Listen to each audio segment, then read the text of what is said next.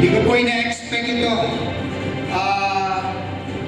Sa lahat po ng naging nominasyon ko, ito po ang pinakamagandang lineup. Lahat po ng kasama ko sa Best Supporting Actor ay mga idols ko. John Arcilla, Christopher De Leon, Ricky Davao, Dennis Trillo. Maraming salamat po sa aking producer 1070p, Direk Paul Soriano. Maraming salamat sa aking direktor Miguel Red ng Arisaka, sa aking co-actor si Maha Salvador na napaka-trooper nung ginagawa namin ng pelikulang Arisaka sa gitna ng pandemic at 5 bagyo ang pinagdaanan namin nung sinushooting namin ang pelikulang ito. Maraming salamat, Edis.